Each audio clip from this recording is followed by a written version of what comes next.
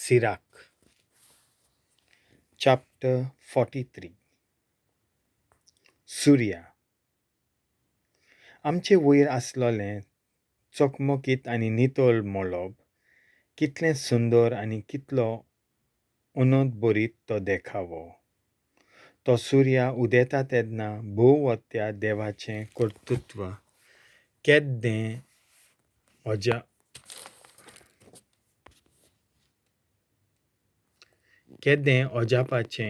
अजापांचें तें जाहीर कोत्ता. दोनपाच्या वेळार तो दोतोरी तापयता. ताची जळटी गरमी कोणाच्यान सोंसूंक जाता? कसलीय गरमी तयार कोत्तलो जाल्यार आमी खन्नांत उजो पेटोवचो पडटा. सुर्या ताच्या परस 3 फावटी दोंगर तापयता, पेरयता आनी आपल्या चकमकान दोळे दिपकायता.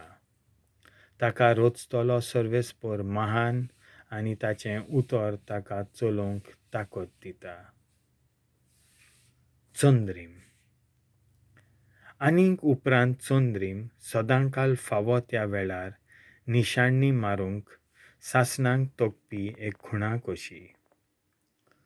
चंद्रीमूच उत्सव खुणायता. एक उजवाड दिवपी साधन तो. सामको फुलून येतोच किन्ना भागत वेतात. म्हयन्यांक नांवां चंद्रिमा वेल्यांत आयल्यांत.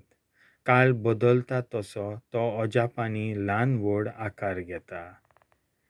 निमंत्रणाचो बावटो कसो सर्गींचे सुवातेर चकमकत रावता. नखेत्रां. चकमकीत नखेत्रांचो उनोद रातच्या मळबाची सुंदराय वाडयता.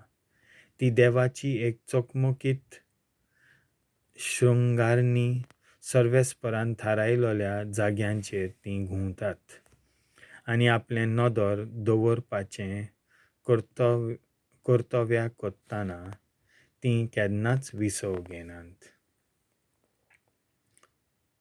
धनुश्बाण. धनुश्बाणाचेर नदर मार आनी ताच्या रचणाराक महिमा दी. आपल्या दोबाज्यान तो भोवूच सोबितायेन भरलोलो, सर्वेस्पराच्या हातांनी चित्रायलोलो. मळबाचेर तो एक उनोदबरीत धनुश जाता. सैंबाचीं अजापां. तो फर्मायता त्या वेळार पडूंक लागता. तशेंच ताचे फर्मावणे जोगलावनी धांवतात. तेच भाशेन ताचीं बांदारां उक्तीं जातात आनी कुपां सुकण्यां परी उडूंक लागतात. ताचे महान पदवेन कुपां घट जातात आनी उपरांत तांचें मोड तयार जाता. ताचे खुन्नेन दोखिनीचो वारो व्हांवता. ताच्या गडगड्याच्या आवाजान संवसार दुखान तळमळटा आनी ताचे नदरेक दोंगर कांपतात. वो उत्तरेच्यान मोड आनी वाडटोल्ली जाता. सुकणीं धांवतल्या भाशेन तो शिंवरायता आनी तोळां भाशेन तो झाडां पेडांचेर बसता.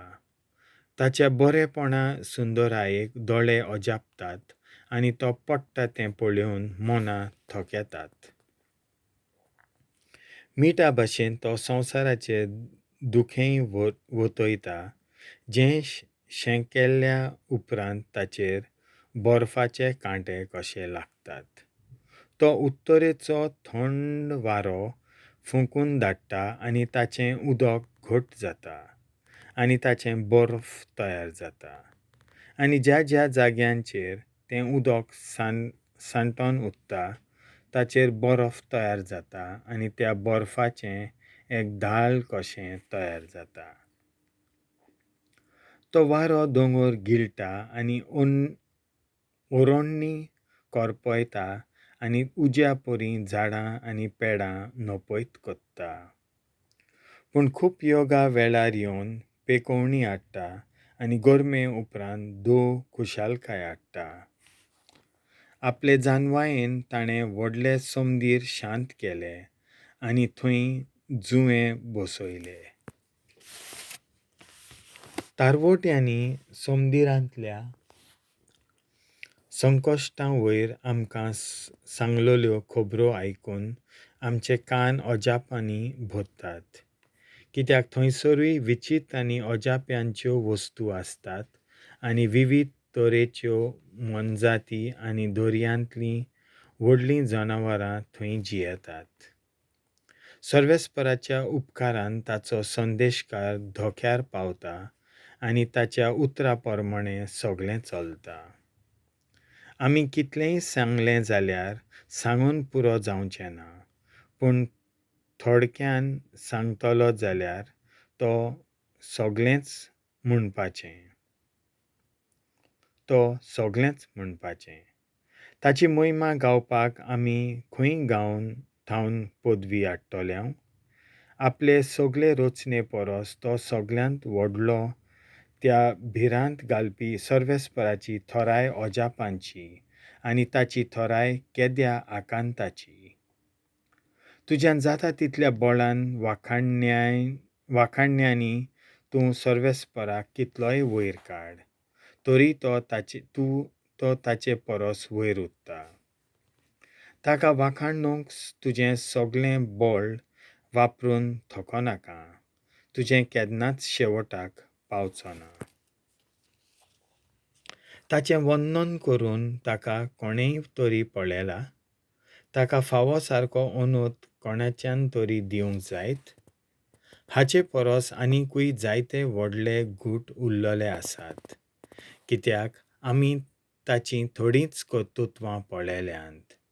स्वता सर्वेस्परानूच ह्यो सगळ्यो वस्तू रचल्यात आनी दयाळ उदार काळजाच्यांक जाणवाय दिल्या. देवाचें उतर हें